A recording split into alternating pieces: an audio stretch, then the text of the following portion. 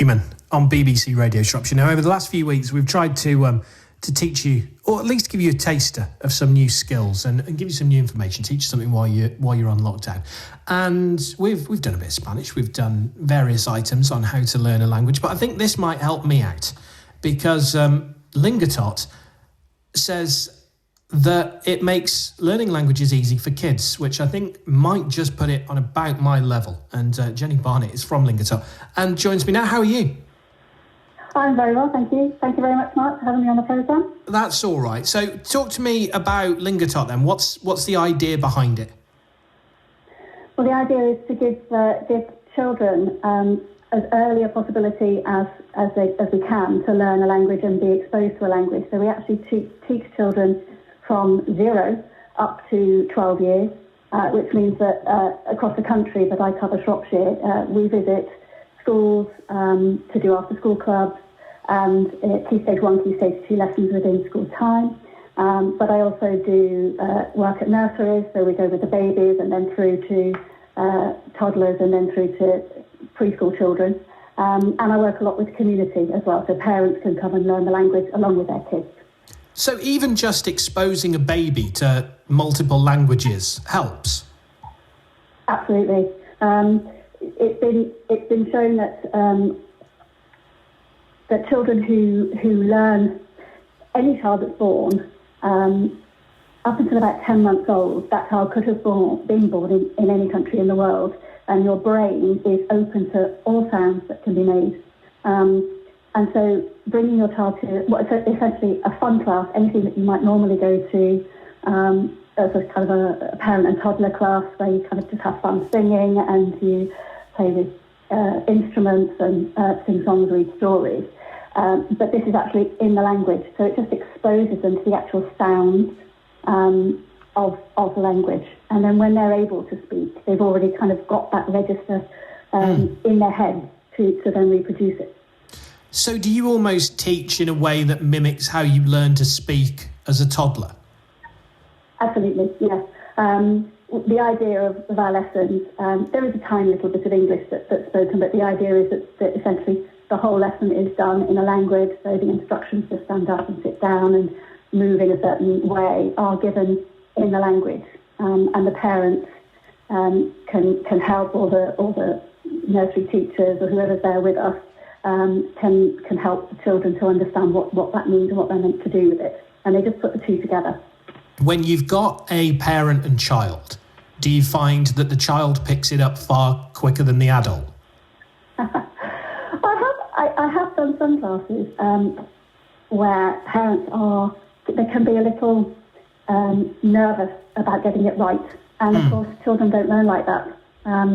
They just copy and they'll reproduce until they get it right. They're not worried about making mistakes. So I do find the younger we are, the easier it is to just have the courage to just keep going. In fact, they don't even need courage because it's just normal to practice and be kind of slightly corrected. Or, we never put anybody on the spot. It's just we're all having fun singing a song, and this is the way we sing it.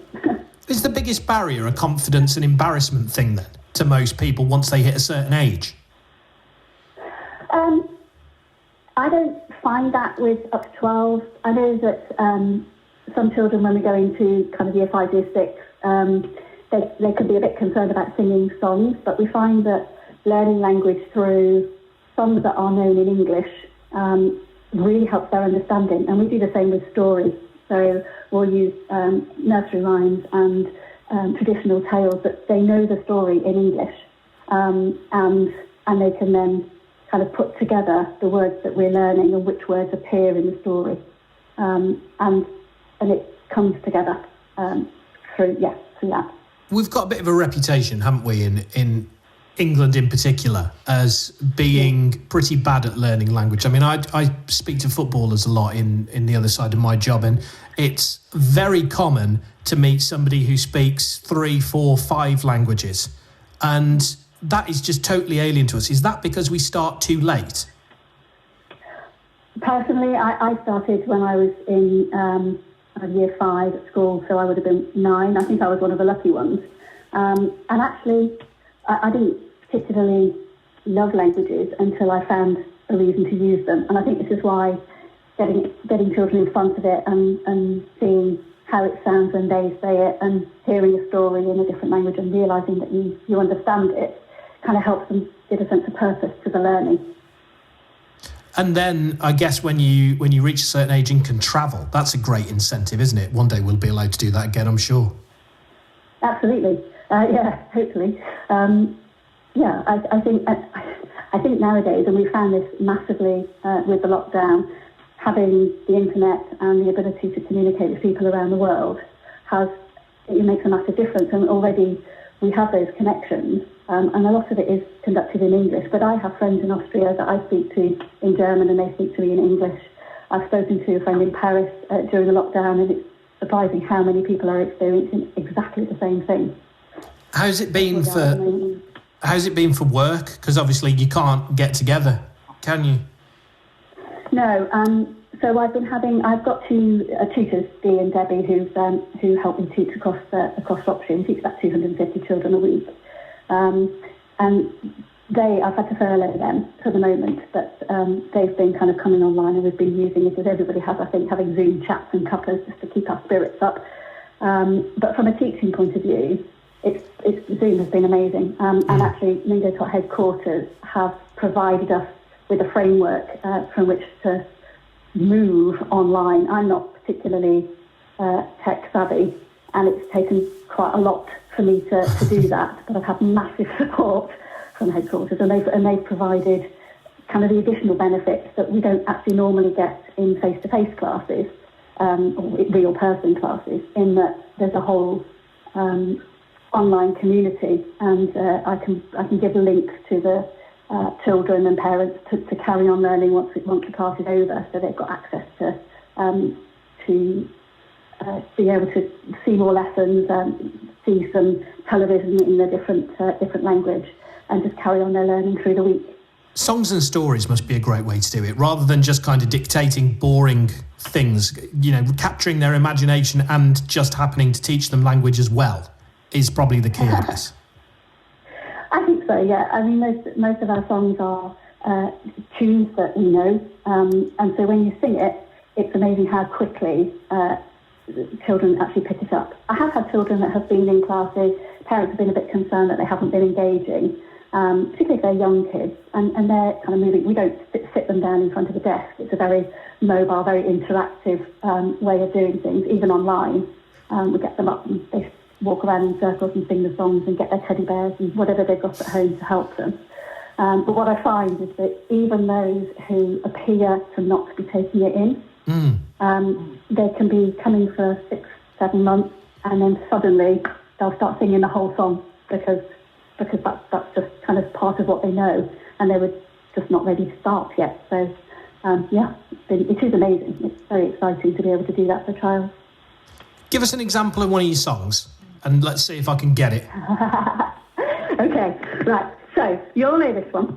Okay. We're going to... in fact, I'm just going to do it. I'm not going to teach the words because I think you might get it. Okay. So if there's anybody on the programme at the moment that's listening that does my classes, I'm picturing you all at home joining in with these accents.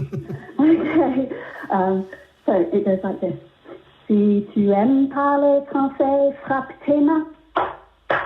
Si tu aimes parler français, frappe tes mains. Si tu aimes parler français et si tu aimes bien chanter, si tu aimes parler français, frappe tes mains. Yeah, I can hear that you're doing it. Let's go to the next one. Yeah. Si tu aimes parler français, touche ton nez, bip, bip. Si tu aimes parler français, touche ton nez, bip, bip. Beep, beep. Si tu aimes parler français et si tu aimes bien chanter, si tu aimes parler français, touche ton nez, Beep, beep. So, yeah, do you want another one? I've got another one. Yeah, go on, one more. I'm engaged now. Si tu aimes parler français, fais un bisou. Mouah, mouah. Si tu aimes parler français, fais un bisou. Mwah, mwah. Si tu aimes parler français et si tu aimes bien chanter, Si tu aimes parler français, c'est un bisou. Mwah, mwah. Typical of the French to have a kissing one, isn't it? Unbelievable. Absolutely. Jenny, lovely to speak to you. And the Lingotot's got a website, hasn't it? Can all the details be found there? It can. The easiest way to find details, and I have links to the national website as well, where you've got free classes and some paid classes, as well as my page. So I would just go onto my Lingotot Shropshire Facebook page.